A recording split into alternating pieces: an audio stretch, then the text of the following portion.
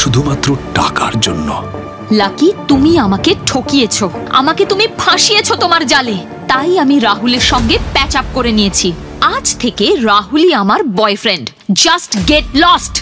দৃষ্টির এই কথাগুলো শুনে যেন লাকি বিশ্বাসই করতে পারছিল না কিছু। লাকির মাথার উপর দিয়ে যেন ঝড় বয়ে গেল। তার চোখের জলের দামও আজ দিল না দৃষ্টি। এই দৃষ্টি ছিল লাকির প্রথম ভালোবাসা, যার জন্য লাকি অনেক স্বপ্ন দেখেছিল। ও আচ্ছা, এবার বুঝলাম, এই সেই তোমার ভিখিরি এক্স বয়ফ্রেন্ড। Seriously baby? পয়সা কমের জন্য তার ভালোবাসা শুধু নয়, পুরো জীবনটাই যেন শেষ হয়ে গেল লাকির। আজও লাকি প্ল্যান করেছিল দৃষ্টিকে বাইকে বসিয়ে ঘুরবে। সব শেষ। সত্যি বলছি ভাই, আমার তোর উপর খুব দয়া হচ্ছে। তোর মতো এরকম আনলাকি এই দুনিয়াতে আমি খুব কম দেখেছি। তোর কপালটাই খারাপ। আরে ভাই, এত তাড়াতাড়ি অর্ডারটা ডেলিভারি করলি, পয়সা তো নিয়ে যা।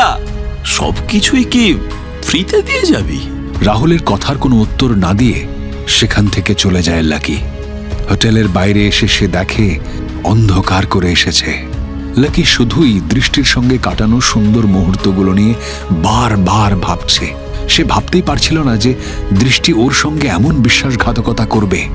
লাকির দু চোখে জল, মনটা একেবারে ভেঙে গিয়েছিল। সেই সঙ্গে ফের অঝরে শুরু হয়ে যায় বৃষ্টি। রাগে লাকির রক্ত তখন গরম। রেগে বাইকে দুটো লাথি মেরে আকাশের দিকে তাকিয়ে লাকি চিৎকার করে বলে উঠল, আমার কপাল যখন এতটাই খারাপ, তাহলে আমার নাম লাকি কেন রেখেছিলে ভগবান? এত নিষ্ঠুর হলে কেন?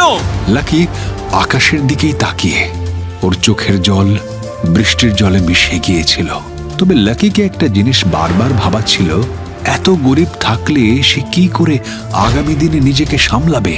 ছেঁড়া জামা কাপড় আর সাইকেল নিয়ে কি বাকি জীবনটা তাকে কাটাতে হবে? এইসব কথা ভাবতে ভাবতেই সেই মুহূর্তে লাকির ফোনে একটা মেসেজ আসে। লাকি তার ফোন বের করে মেসেজটি পড়তেই চমকে গেল। তার চোখ মুখে যেন একটা আনন্দের বহিঃপ্রকাশ। মেসেজ দেখে আচমকাই তার চোখের জল যেন হাসিতে পরিণত হয়ে গেল। সেই মেসেজে লেখা, সমস্ত দিক বিবেচনা করে সিংহরায় পরিবারের দারিদ্র্যের পরীক্ষায় তুমি সফল হয়েছ। তাই সিংহরায় পরিবারের বংশধর লুব্ধক সিংহরায় ওরফে লাকি আজ থেকে সেই বিপুল সম্পত্তির মালিক। কে এই লাকি? কি তার আসল পরিচয়? কিভাবে রাতারাতি তার ভাগ্য খুলল?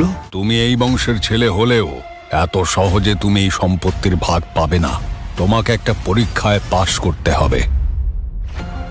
পরীক্ষা? কিসের পরীক্ষা? সেটা সময় আসলে ঠিক বুঝতে পারবে। তবে তোমাকে এই মুহূর্তেই বাড়ি ত্যাগ করতে হবে। এরকম একটা বাইরের ছেলে ব্যাংকে ঢুকে যাচ্ছে, আপনাদের সিকিউরিটি কোথায়? যে কেউ ব্যাংকের ভিতরে ঢুকে কাস্টমারদের ডিস্টার্ব করবে, এটা তো হতে পারে না। এতে আপনাদের ব্যাংকের রেপুটেশন নষ্ট হবে। আপনি এখানে কি করতে এসেছেন? আমি আমার টাকা তুলতে এসেছি। আপনার কাছে ব্যাংকে সুপ্রিম কার্ড আছে? Supreme card? না, আমার কাছে কোনো কার্ড নেই। তাহলে আপনি কোনো টাকা তুলতে পারবেন না। লাকি ইপসিতার চোখে ফাঁকি দিয়ে ব্যাংকের লাউঞ্জের ভিআইপি রুমে ঢুকে যায়। আর সেখানেই তার দেখা হয় শশীকান্তর সঙ্গে। সে লাকিকে দেখে বেশ চমকে যায়। ভাই, তুমি কে?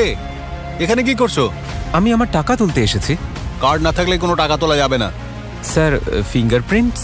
শশীকান্ত লাকির এই কথা শুনে ফিঙ্গারপ্রিন্টস মেশিনটা নিয়ে আসে। আর লাকি সেখানে তার আঙুল রাখতেই একটা লাল আলো জ্বলে ওঠে, যা দেখে শশীকান্ত আর লাকি দুজনেই চমকে যায়। এরপর কি হবে? লাকি কি পারবে তার টাকা তুলতে, নাকি ব্যাংকের ম্যানেজার লাকিকে পুলিশে ধরিয়ে দেবে? ইনস্ট্যান্ট মিলিয়নিয়ার শুধুমাত্র পকেট এফএম এ। লিঙ্কটি রয়েছে ডেসক্রিপশনে।